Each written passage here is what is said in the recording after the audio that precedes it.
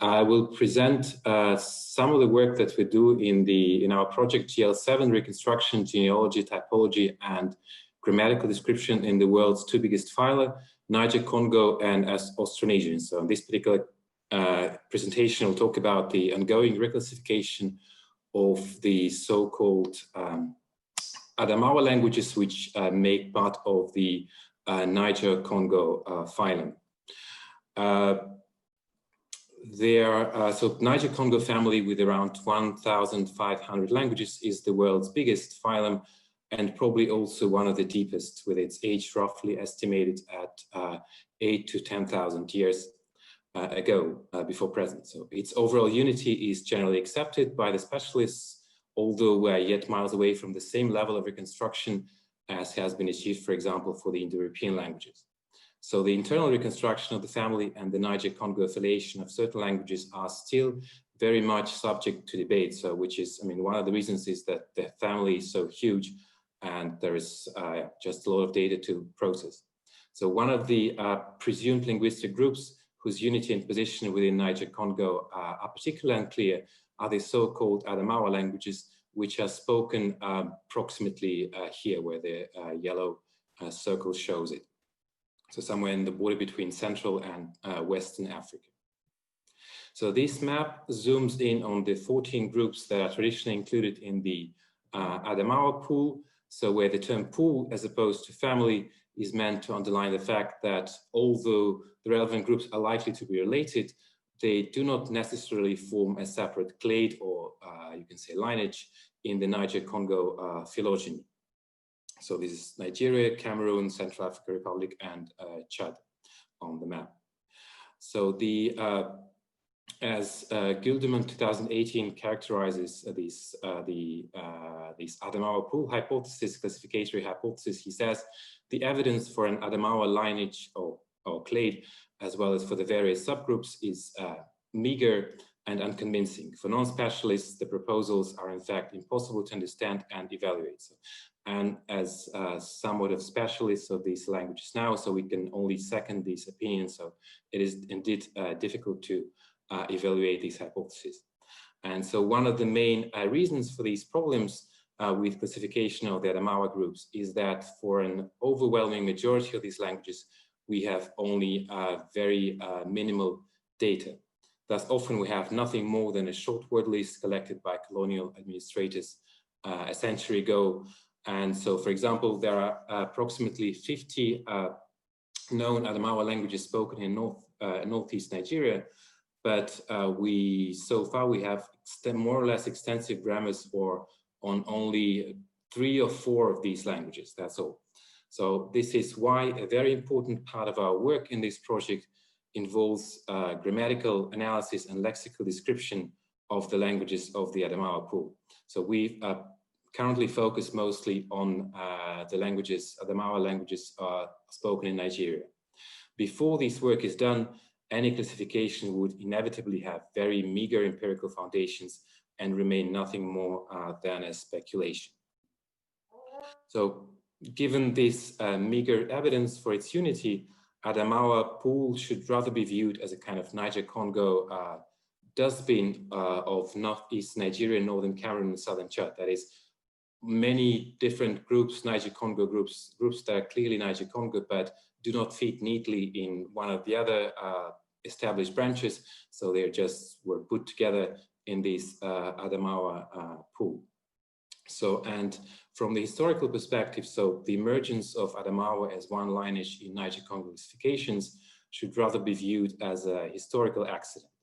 So the first important reason for that is that the Adamawa languages that were described first and so far best, such as, for instance, Mumuye and Boom, they do not have a full-fledged Bantu-like gender system with class prefixes or immediately obvious traces thereof. So Bantu languages are one of the, that I mentioned here now, are one of the best studied groups of Niger-Congo and is a lower level subgroup of the Benue-Congo branch of Niger-Congo. So there are approximately 500 Bantu languages and they're relatively well studied as we compare it to, for instance, Adamawa languages. So, and another reason is that beyond some common Niger-CONGO roots and vague similarities in numerals and pronominals, lexical cognates, let alone regular sound correspondences with the neighboring robust members of the Benue-Congo branch of Niger-Congo do not strike the eye when we consider the data of many of these Adamawa, so-called Adamawa languages. So traditionally, so when we try to do classify languages, we normally should rely on sound correspondences. But before sound correspondences have been established using the traditional comparative method, the relationship hypotheses are often primarily guided by similarities in the so-called basic vocabulary, whose items are supposed to be particularly stable, that is resistant to change or replacement. So, but we know that stability or basicness of various vocabulary items does vary across language families and areas. So that means that certain items that are considered stable or basic, they are not necessarily stable or basic everywhere across the world, in all languages, in all language families, in all linguistic areas. So for instance, we know that interrogative pronominals such as who and what are generally rather stable in languages like Indo-European or Turkic and many other languages of the world, but there are also linguistic areas and language families such as, for instance, Mayan, parts of Mayan languages spoken in Central America, where there is a huge variation and in these terms that are supposed to be basic, make part of the basic vocabulary. So another example is the term for water, which is, for instance, rather stable, quite stable in Indo-European, or Mande, which is another Niger-Congo group, but it is very unstable in Bantoid, which is and also another Niger-Congo group. So using standardized basic vocabulary word lists, such as, for instance, Swartish lists, they are useful as classificatory tools for closely related languages, but we believe that they're much less useful for relations of more considerable time depth. And because these lists are often used for classifying languages in Africa and elsewhere. Another common classification tool are similarities in morphological paradigms, especially paradigms of short functional elements, such as class markers and personal indexes, and such similarities can be useful, but the problem is that they tend to be used very liberally. So I mean, they're used liberally. So you can find examples when people say, for instance, a form like something like nya is supposedly the same in one language, is supposed to be the same as something as ni in another language. So, and we don't even mention the differences in tones. So just the segmental differences are quite huge, but people say that these are supposed to be similar. So they may well be, but it's something that needs to be demonstrated and for which a scenario needs to be provided. And so some recurrent issues with using paradigms of short functional elements as a classification tool include the following. So their similarity often requires a lot of phonological underspecification. Stems are very short, like 1 or 2 segments. But at the same time, we know that formal reinforcement with subsequent fusion is common with such kinds of elements. And we also know that they are prone to be subject to many irregular changes, like analogical leveling within paradigms, formal erosion, and so on. So this all means that unless we can go beyond stating vague similarities, such evidence remains only ancillary. So when we look at these various Adamawa groups, we can think of several hypotheses as to where their placement within the Niger-Congo. And so when we look just at the geography, so the most plausible, most likely candidate of group, another Niger-Congo group to which they may be closely related are Benue-Congo languages. That is just geography. Also in the literature, some people have suggested relation with the Ubangi pool, spoken a bit further south east in Central Africa, but I don't think that this hypothesis is held by many linguists anymore. And another hypothesis that has been proposed in literature is the relation with Gur languages spoken much further to the west. But this hypothesis is difficult to evaluate because they're not so, the reconstruction is of these languages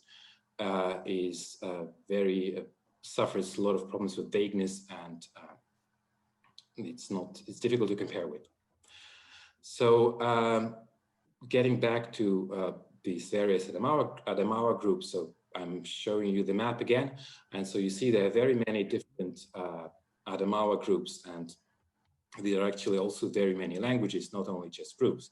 And so for the time being, we have so far concentrated our efforts primarily on the so-called Benamboi languages, which are selected here, shown here with this red square, spoken in northeast of Nigeria. And within Benamboi, we relied mostly on the data of the Bena-Yungur language, so that we have started collecting several years ago. And because we have also relatively little data on other languages of this group.